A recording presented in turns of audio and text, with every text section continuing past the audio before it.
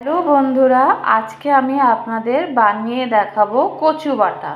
তো কচু বাটতে গেলে কি করতে হবে, প্রথমে কচু নিতে হবে। এটা হচ্ছে মানকচু।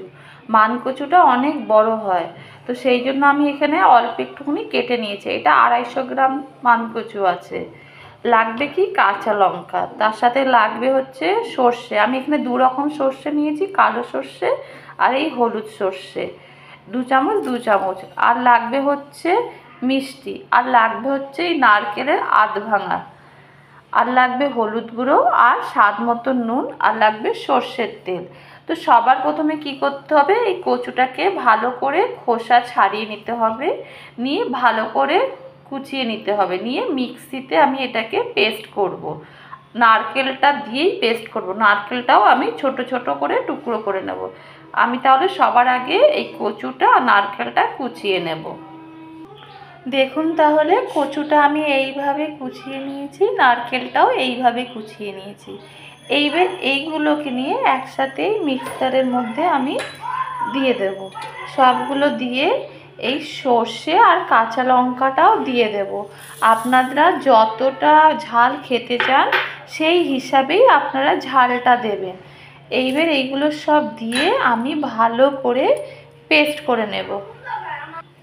দেখুন তাহলে আমার কচুটা একদম ভালোভাবে বাটা হয়ে গেছে।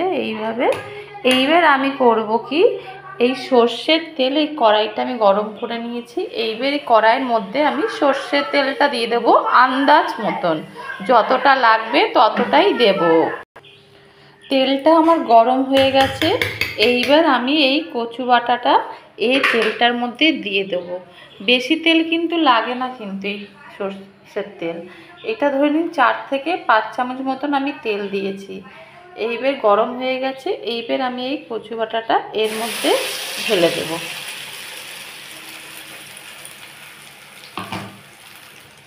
এইবার আমি এই কচুটাকে খুন্তির সাহায্য নিয়ে ভালো করে আমি শুধু নাড়তেই হবে। এর মধ্যে আমি আন্দাজ মতো নুনটা দিয়ে দেবো। 1/2 চামচ মতন আমার নুন লাগলো। আন্দাজ মতন হলুদ, ছোট চামচের আমি এই 1/2 চামচ মতন হলুদ গুঁড়ো দিয়ে দিচ্ছি। মিষ্টিটা আপনারা যে যতটা খাবেন সেই হিসাবে আমি 1 চামচ মতন মিষ্টি আর একটু লাগবে, আর এই ছোট চামচে দিয়ে দিলাম। দিয়ে এইবার আমি এই কচুটাকে শুধু খুন্তির সাহায্য নিয়ে নাড়তে হবে। একদম দেখবেন নেড়ে নেড়ে যখন একদম শুকনো শুকনো হয়ে গেছে, একটা দলা মতন এসে গেছে, তখন বুঝতে হবে যে কচুটা আমার পুরোপুরি তৈরি হয়ে গেছে। এটা শুধু নাড়তে হবে, নেড়ে নেড়েই করতে হবে কিন্তু। আর এতে একদম জল টল কিচ্ছু দেওয়া যাবে না, যা দেওয়ার সব দেওয়া হয়ে গেছে। আপনারা একবার চেখে দেখে নেবেন যে নুন মিষ্টিটা ঠিক আছে কিনা। আর ঝালটা তো আগেই আপনারা পিষে দিচ্ছেন, মানে লঙ্কাগুলো দিয়ে। দেখুন তাহলে নেড়ে নেড়ে আমার এটা একদম শুকিয়ে এসছে, শুকনো শুকনো হয়ে এসছে, আর গায়ে লেগেও যাচ্ছে, তার মানে আমার এটা হয়ে এসছে। এবার আমি এটাকে এইভাবে নেড়ে নেড়ে আমি এবার নামিয়ে নেব। দেখুন তাহলে আমার একদম রেডি হয়ে গেছে কচু বাটা।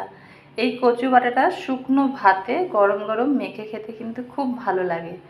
যদি আমার এই রেসিপিটা আপনাদের যদি পছন্দ হয়ে থাকে, তাহলে অবশ্যই একটা লাইক আর সাবস্ক্রাইব করে দেবেন। তাহলে আজকে এই পর্যন্তই।